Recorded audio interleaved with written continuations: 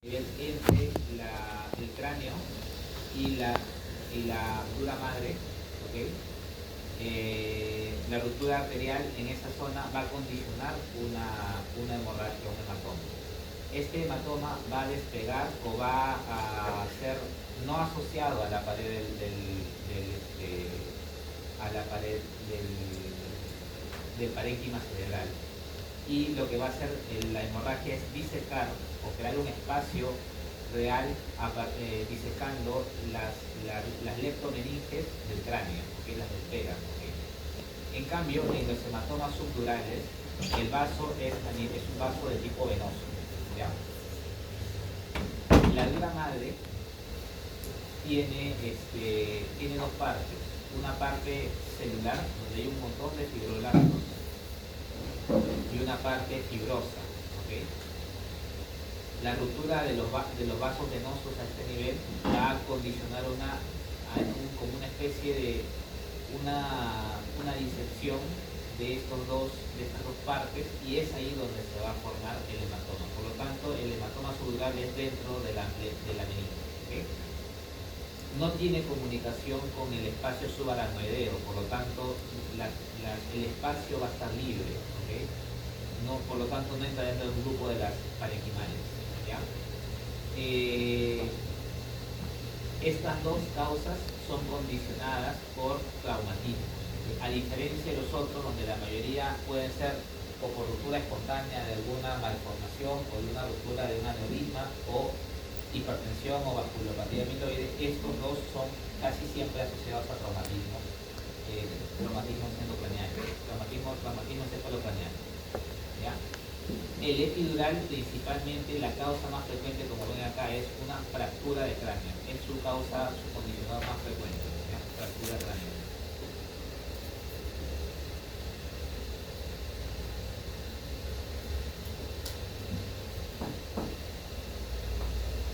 Ya, bien, vamos a ver ahora sobre las malformaciones congénitas, ¿ya? Y acá también hay varias,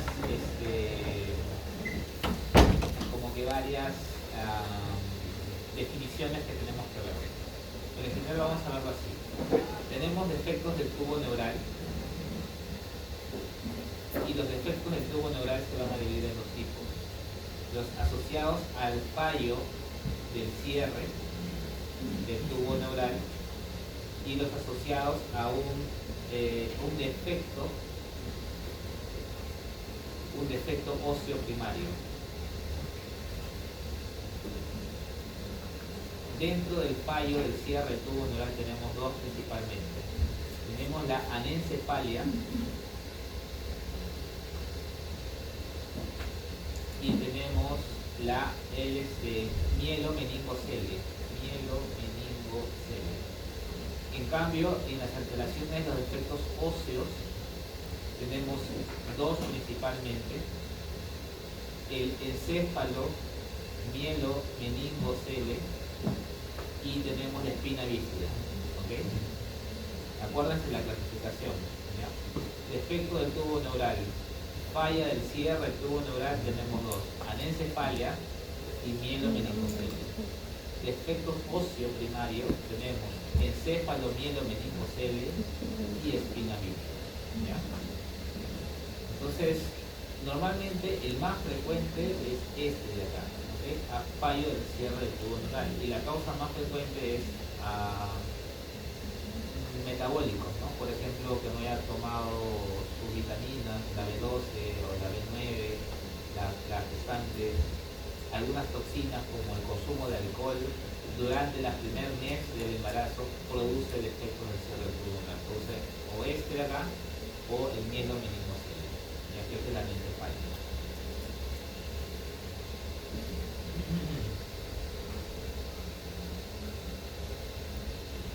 En el caso de la anencefalia, lo que vamos a ver que hay un no desarrollo del prosencéfalo, ¿okay? Prosencéfalo, que se detiene su desarrollo en el día 21. ¿Por qué se detiene su desarrollo? Ahí, como les digo, hay varias causas. Dentro de las comunes acá en nuestro medio puede ser por el consumo no adecuado de vitaminas B12 y B9, el consumo de alcohol durante esas primeras 2 semanas del de gestación, ¿okay? Principalmente son las causas de anencefalia, a enfermedades virales, etcétera, etcétera, congénitas, cromosómicas, hereditarias, ¿okay? Pero principalmente se debe a que el prosencéfalo se deja de desarrollar el día 28 y por lo tanto ya no hay cerebro. ¿Ya?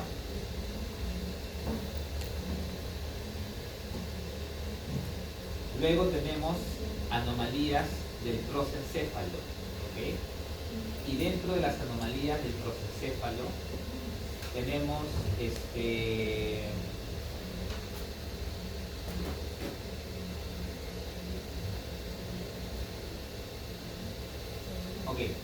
dentro de las anomalías del prosencéfalo hace referencia a la alteración de la migración de las neuronas.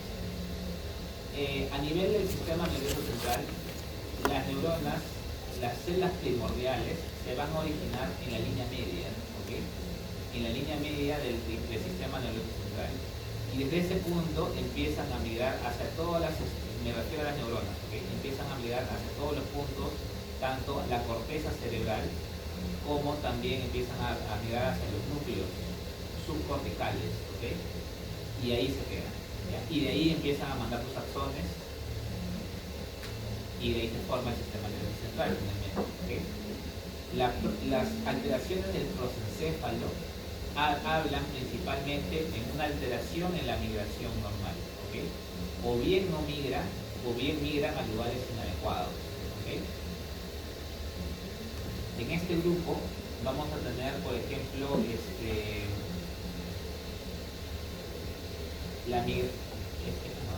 del prosencéfalo, vamos a tener la migración, la megalocefalia, y tenemos también la microcefalia. En la megalocefalia, principalmente es el tamaño del cerebro. La microcefalia es la más frecuente de todas, ¿okay? En donde el desarrollo es mínimo, pequeño, es un cerebro pequeño. Luego tenemos la lisencefalia. La lisencefalia hace referencia a que las circunvoluciones son ausentes, ¿okay? Parecido como esto, pues. No hay circunvoluciones, ¿okay? Es todo la superficie externa del cerebro es lisa, ¿okay? Lisencefalia. Hay dos tipos de las lisencefalias, la 1 y la 2. La 1 se le conoce como está relacionada a las proteínas motoras, y la 2 está relacionada a proteínas de señalización celular, ¿ya? Tipo 1 y 2, la lisencefalia. Luego tenemos la polimicroglia, en la cual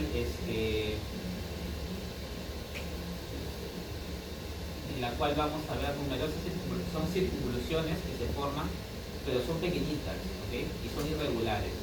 Y esto se debe a que normalmente la corteza tiene varias capas, ¿cierto? Pero dentro de esas capas normales, en la polimicroglia solamente vamos a encontrar 4 nada más, es menos de lo normal, ¿okay? Entonces eso va a producir que las circunvoluciones sean pequeñas, sean irregulares, ¿okay? Se forman los surcos, pero no como en la lisencefalia, pero sí se ve que son bastante pequeñas, irregulares y no normales. Otras malformaciones, por ejemplo, tenemos la genesia del cuerpo calloso, ¿okay? Entre otras, ¿ya? Las que les he hablado ahorita son las alteraciones del prosencéfalo, del prosencéfalo, ¿ya? Prosencéfalo. Entonces, el prosencéfalo tenemos la macro, la megalocefalia y la microcefalia, la lisencefalia, la polimicroglia y otra menos frecuente que es la heterotropia neuronal, ¿okay? La lisencefalia tiene dos tipos, la tipo 1 y la tipo 2, ¿okay? La tipo 1 es asociada a mutaciones en proteínas motoras y la tipo 2 es asociada a proteínas de señalización. Todas las enfermedades del prosencéfalo están relacionadas a alteración de ¿qué? De la migración neuronal, desde el punto de vista biológico, ¿ya? Bien, ahora vamos a ver las infecciosas, ¿ya? Dentro de las causas infecciosas, vamos a tener varios grupos de enfermedades infecciosas que van a comprometer el sistema nervioso central. ¿Okay? Dentro de ellas tenemos, por ejemplo, las meningitis, y de las meningitis tenemos dos tipos: las meningitis agudas y las crónicas. ¿Okay? Dentro de las agudas es la más frecuente, una de las más frecuentes es la asociada a E. coli, por ejemplo. Tenemos E. coli, Streptococcus pneumoniae, si hablamos de los meningitis en los neonatos, Neisseria meningitidis en adolescentes y Streptococcus pneumoniae en adultos. ¿Okay? La crónica, la causa más frecuente de meningitis crónica, ¿cuál es? La tuberculosis.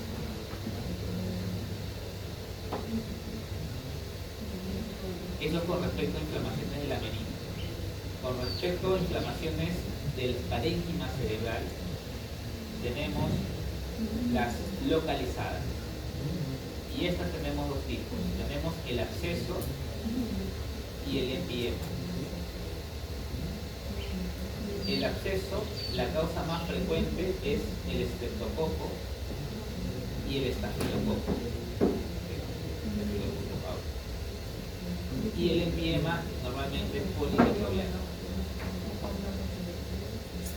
Y estas dos pertenecen al grupo de las bacterianas.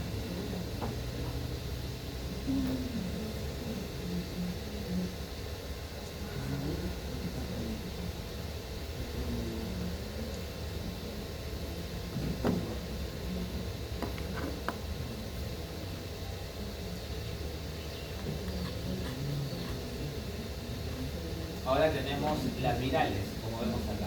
Dentro de las virales tenemos la meningitis, la encefalitis principalmente. Vamos a tocar esas dos principalmente.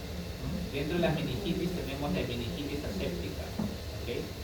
Y tenemos tres virus principalmente que están relacionados a la meningitis aséptica, que es el enterovirus, el influenza y el virus de la coriomeningitis. ¿Ya? Y de la encefalitis tenemos un número mucho mayor, pero las más frecuentes son la del herpes simple, ¿okay? El citomegalovirus y el VIH, ¿okay? Son las tres más frecuentes de las encefalitis.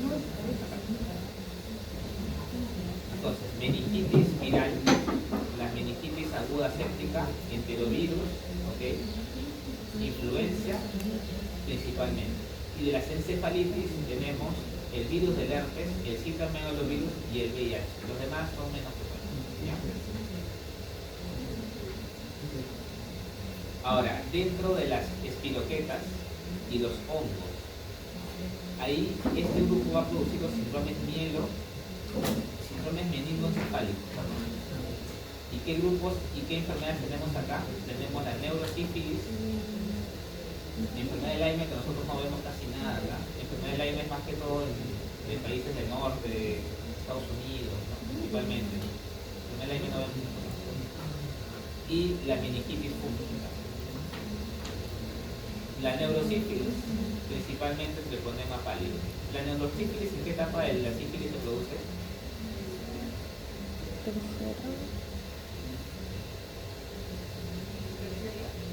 ¿Cuál? Terciaria.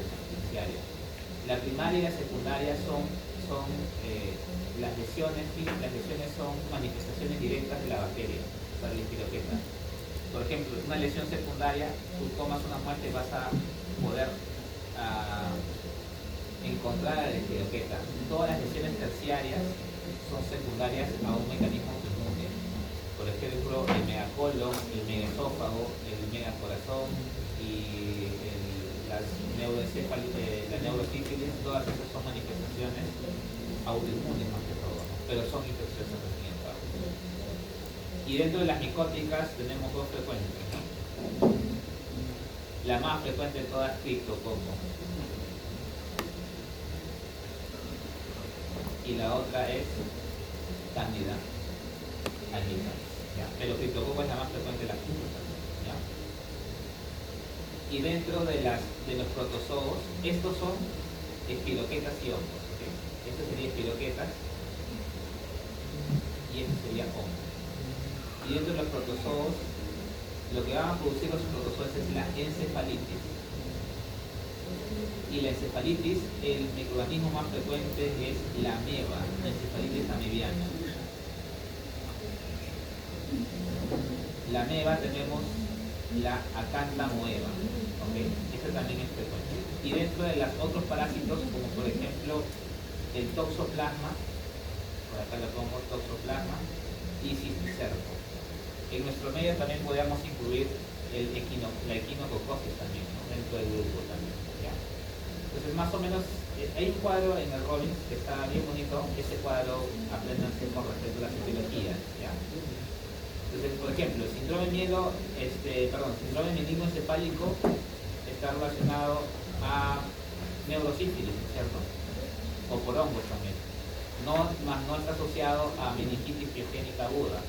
Eso no tiene nada que ver. Meningitis piogénica aguda está dentro de las bacterianas, ¿ok?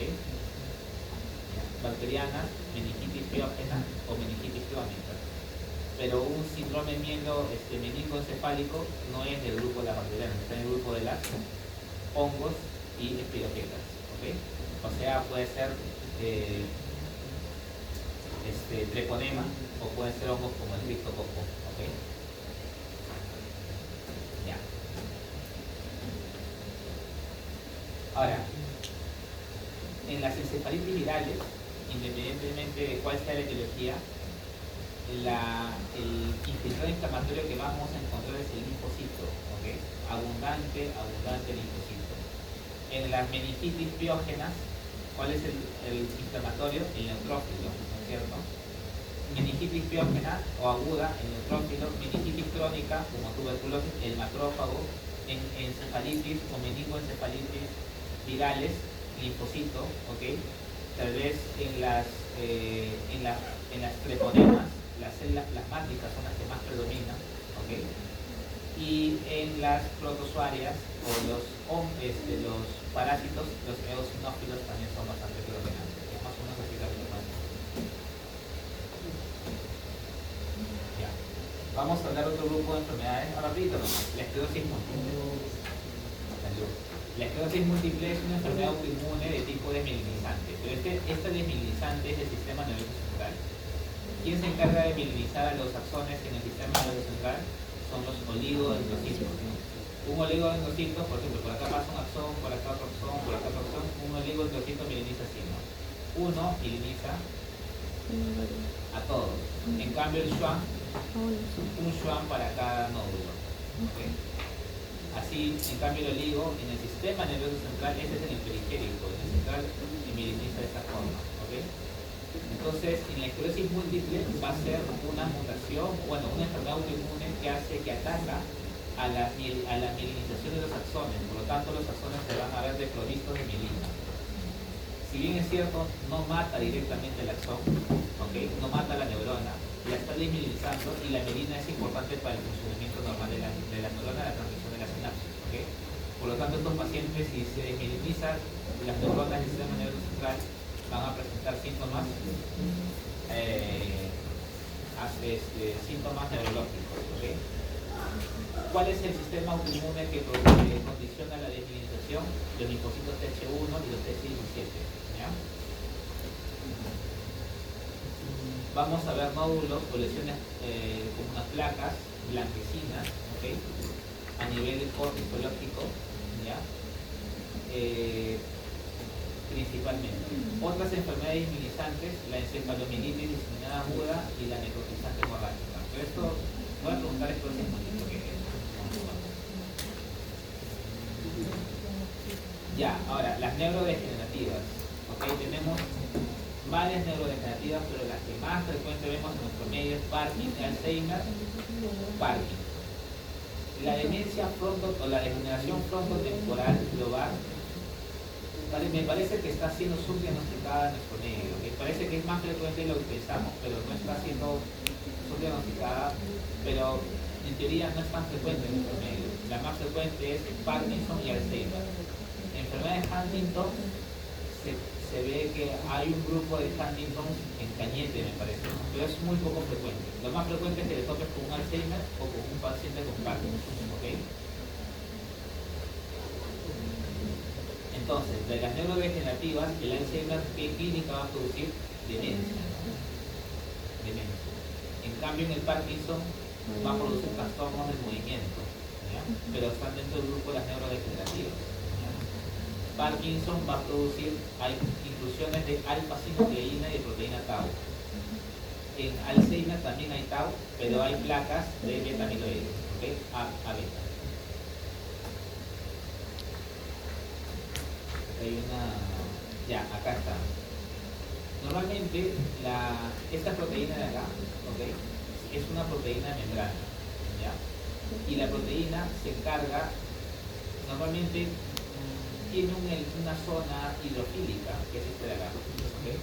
Las enzimas como las invertasas se encargan del buen rompimiento de la proteína, de toda la proteína, y esta es la zona hidrofóbica. Entonces la proteína normalmente está en la matriz extracelular de las neuronas, su hidrofílica y su hidrofílica y la hidrofóbica, de tal manera que es soluble.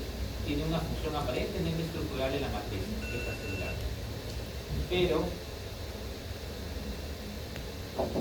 en las pacientes que tienen Alzheimer, las enzimas solamente permiten o separan o destruyen esta zona hidrofílica y solo se queda la zona hidrofóbica. La zona hidrofóbica de esta proteína es hidrofóbica porque tiene una gran cantidad de conformación beta-planar, ¿okay? O sea, prácticamente es una proteína amiloide. La enzima condiciona a la acumulación de esta proteína, conduciendo a la formación de las placas de amiloides, ¿okay? Las placas de amiloides, como no tienen todos son hidrofóbicas y no tienen su parte hidrofílica, se vuelve tóxica y empieza a matar a todas las neuronas en el cerebro, ¿okay? Y eso condiciona a nuestro paciente en la enfermedad de Alzheimer con la demencia, ¿okay?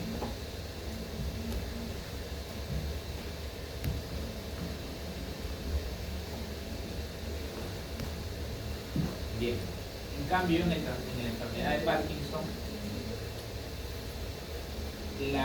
hay una acumulación de una proteína que se llama alfa-sinucleína. Esta proteína asociada a las normalidades mitocondriales. Esta proteína específicamente en qué núcleo? En la sustancia negra, ¿okay? En la sustancia negra.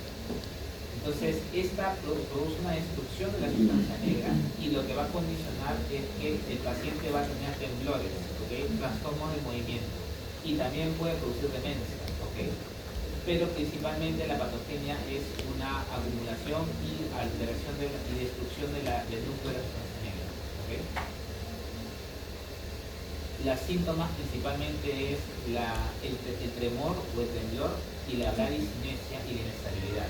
Pareciera que este núcleo está relacionado con el movimiento fino y al mismo tiempo con el equilibrio, ¿ok? Entonces los pacientes se vuelven muy rígidos. Cuando tú le quieres, por ejemplo, le dices, a ver señor, alce la mano, él no va a hacer este movimiento fluido, va a ser así como ruedas de carro. Se pone rígido la articulación, aparte del temblor, ¿ok?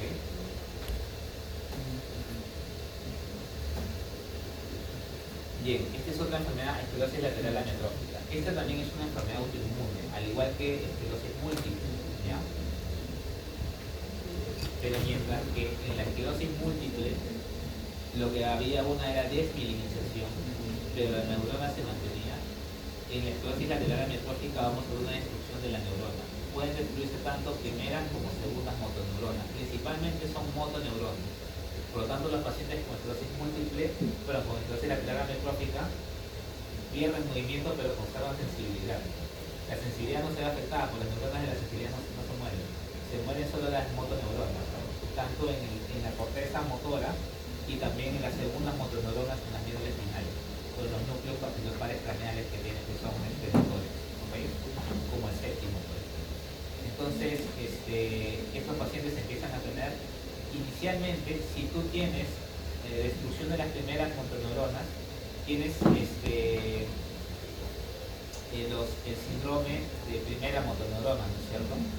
Que es el Babinski positivo, ¿no? La hiperextensión, ¿no? Pero si te destruye la segunda motorneurona, tienes síndrome de segunda motorneurona, como flacidez, por ejemplo.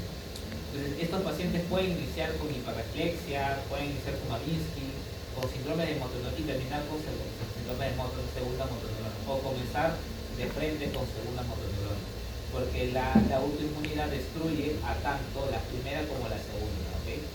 Definitivamente estos pacientes van a terminar en ventilación mecánica, porque son los músculos respiratorios, los esqueléticos, los que controlan principalmente la respiración, y terminan pues muriendo por esa causa, enfermedades respiratorias principalmente, ¿ok? Bueno, las causas esporádicas o familiares están asociadas a mutaciones del plegamiento del SOC1 y esto condiciona la apoptosis de la neurona, ¿ok? Y acá está, ¿no? Acá tenemos la primera motoneurona y dependiendo en dónde sea la segunda, puede ser en la médula, en el par craneal, vamos a tener síndromes de primera y segunda motoneurona, ¿ya? Normalmente un ACV el ACV isquémico te produce primera, ¿no es cierto? Porque lesión está acá arriba. ¿Y qué te produce segundo? Lesiones medulares, ¿no? Shock medular, lesión de la médula, por eso terminan así con flacidez. Pero si comienza con trastornos de primera y luego con segunda, una mezcla de ambas, es un poco raro, eso es altamente sospechoso.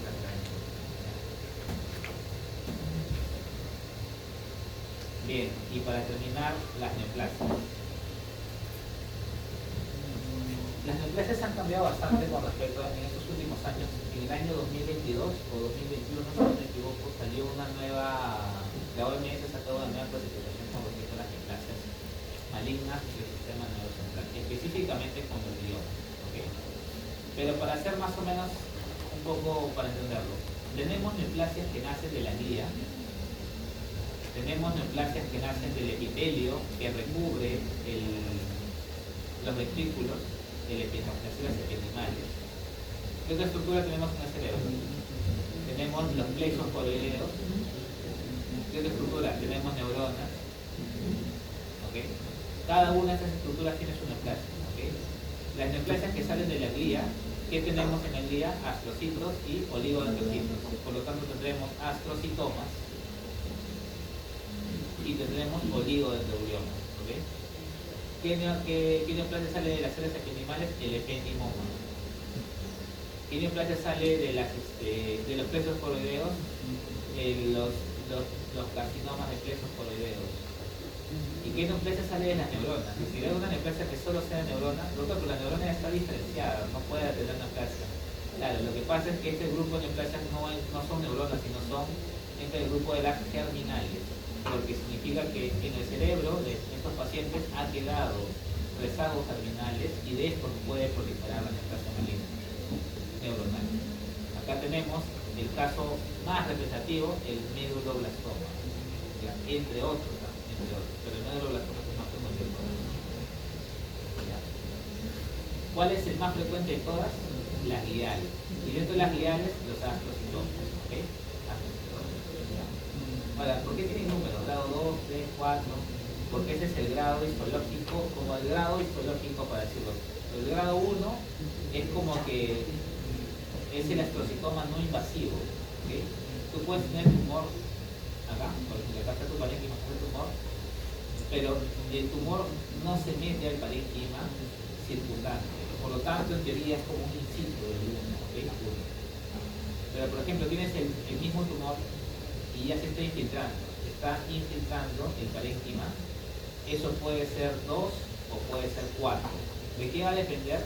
Si es 2 o es 4, y ahí depende del grado de atrofia, ya son otras características mucho más. Pero 2 y 4 son invasivos, y el 1 es no invasivo. ¿Okay? Por eso que el 1 puedes curar, si lo detectas en grado en estadio OMS 1 lo curas. Pero si no, ya es más variable, depende de 2, 3 o 4. Al 4 le conocen con un nombre especial que se le conoce como glioblastoma multiforme.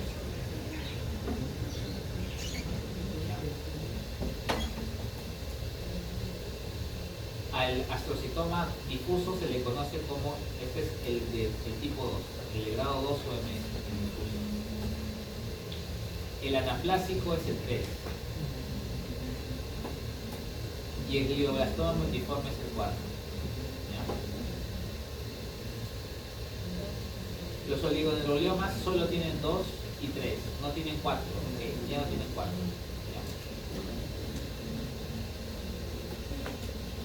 Una característica importante de los oligodendroliomas es que tienen las células en huevo frito. Células en huevo frito.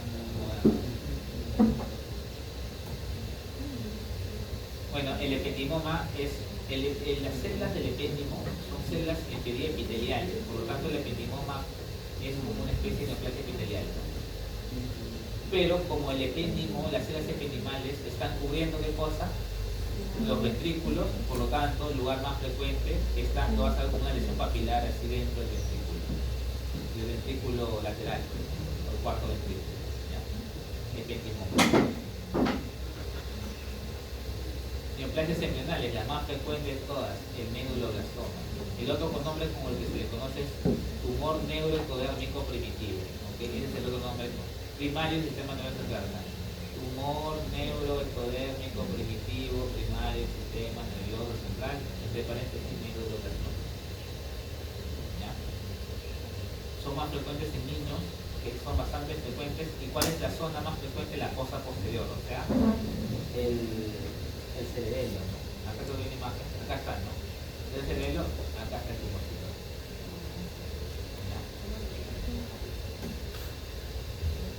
Como son neuroectodérmicos, tienen, las células son, se le conoce como proliferación de células azules, ¿okay?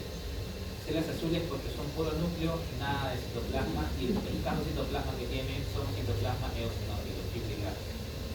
Abundante mitosis, abundante necrosis, y puede formar las rosetas.